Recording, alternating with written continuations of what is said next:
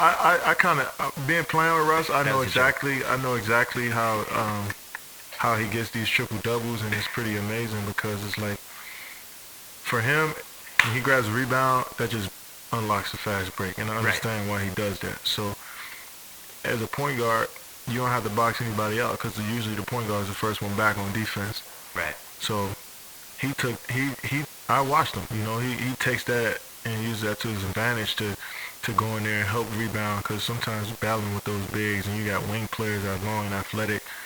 So when we played last year, I think we might led the league in rebounding because we had 5 guys on the glass. So he was always taught that even when Scotty was there, everybody come get on the glass. That's how we gonna win. We're gonna out-rebound teams, and that just carried over. And that's one. I averaged 8 rebounds. I averaged 8 rebounds last year. So take 8 of those away, of course. And he averaged 7. Of course, I seen it coming. How many points you averaged last year? 28. Yeah, so he gets some of those.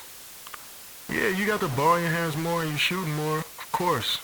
And he's catching a rhythm. You know what I'm saying? He got a rhythm. And once you play a rhythm and you get the opportunity and you're just having fun out there, it produces that. And triple doubles, I mean, that's so far-fetched now in our game. I didn't really. You never even occurred to you somebody could do that. Yeah, and it's like, that's kind of crazy. What's up, YouTube? Welcome to the latest episode of The Layup Line. My name is Dolos, and if you're new to this channel, I post NBA videos at least twice a week. If that's something that interests you, you should certainly consider subscribing because it means a lot and it's one way to help me grow this channel. You could also find and interact with me on most social media platforms to see my reactions to live games or transactions. But today, I'm going to be talking about Russell Westbrook and why exactly I think he's so underrated. Hey P, they said I gotta come off the bench. Sensations thinking they know the game of basketball, they would then have to admit that they don't know basketball. So a quick plug for the other over/underrated series videos that I already have out on this channel. In a few of those other ones, I start by going through a player's career or stats objectively, and then giving you my take on whether I think they're under or overrated. For this video, I wanted to start by letting you know my stance that Russell Westbrook is one of the most underrated stars in the league, and I'm going to go through a few of my bullet points on why I think that is. Russ was drafted in 08, and his career to that point had been as an emerging prospect into perennial all-star and one of the top guards in the West. Playing next to Kevin Durant, Westbrook and the Thunder were consistent threats every year that they were healthy, even making an NBA Finals appearance. Russ had a lot of team success early in the NBA, and though some of those same efficiency and turnover issues were apparent early in his career, the final year or two before KD left Oklahoma City is when those started to become the dominating narrative around Russell Westbrook.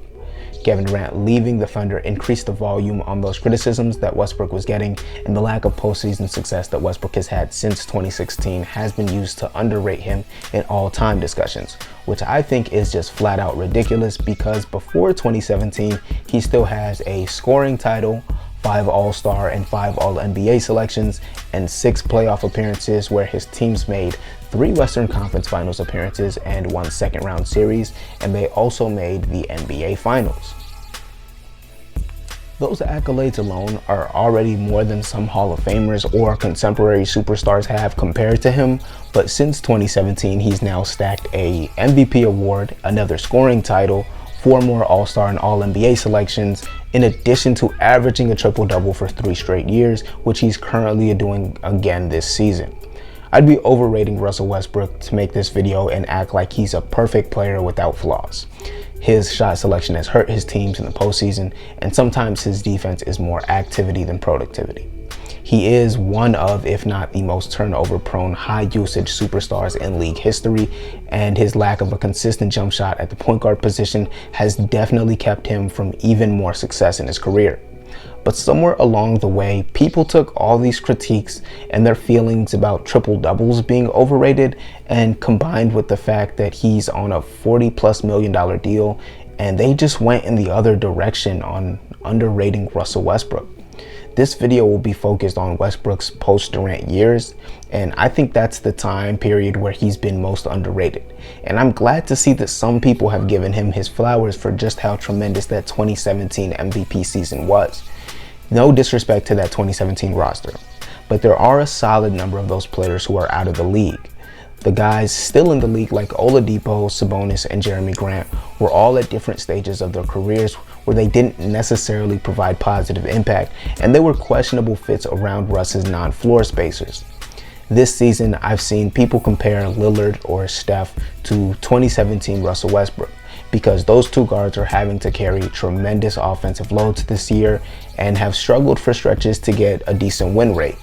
I'm not really looking to compare these players or their season stats, but it deserves mentioning that despite all of the efficiency and turnover complaints that people have about Russell Westbrook, he still managed to get the Thunder to 6th in a deep Western Conference. I also really want to dive into those efficiency and turnover problems, because like I've said, Russ could and should be making better decisions with the ball. As a career 30% three-point shooter, he often leans into the jumper when it's just not falling.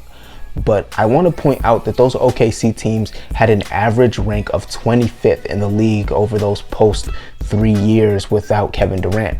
KD himself had even commented on the front office failing to put skilled ball handlers and shooters on the team during his time there. This is partially what bothers me about criticisms of Russell Westbrook. People will rarely contextualize the situations he's played in. It says something that you can look into his film and pull this many clips of easy misses from teammates generated off of his gravity.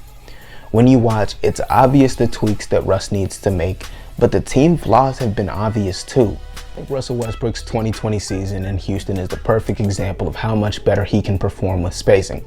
Houston did have to get a bit gimmicky and go super small ball, but when Russ leaned into taking shots at the rim, it turned into the most efficient basketball of his career.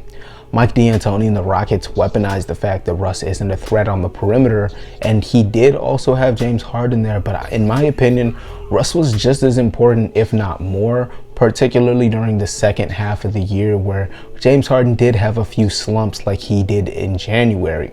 Those Rockets teams get clowned a bit for how things kind of failed, but they were the 4th seed in the West. They were a 44-win team, and they were in the top half of the league offensively and defensively. The season would famously get cut short, and when it resumed in a bubble, Westbrook was recovering from corona and a quad injury. The playoffs were awful, and if you want to judge his play in that postseason, go ahead, because it's fair to talk about those games were played and they matter, but I think people unfairly weighed them in order to slander Russ and make it seem like this was just some kind of usual poor postseason performance for Russell Westbrook and not the result of serious illness and injury. Russ then came into the season still a bit injured and coming off of an extremely short offseason. Washington started the year terribly, and there is no lie that Russ was part of the bad play. But people were too quick to put all the blame on Russell Westbrook for Washington's failures, despite the obvious injuries that were limiting his play.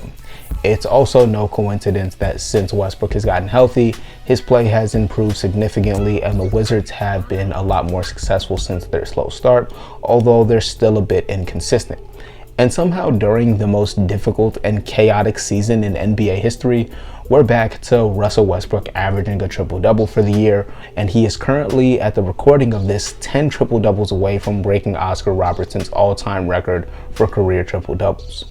Westbrook is a force of nature, and I found that most people, they'll just get it and they understand and appreciate what he is and what he brings to the table, and some people don't. At the end of the day, he will be a first ballot Hall of Famer, a franchise legend, and a community activist, and one of the most underrated players of all time. But that's just my opinion. Leave a like if you learned something new, if you like what I do. If you found this interesting, subscribe for more videos like it, and leave a comment for a player that you would like to see discussed in a future over or underrated series.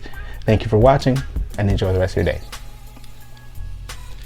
I don't want to hear that. We in this together. We playing as a team, and that's all that matters. That's it.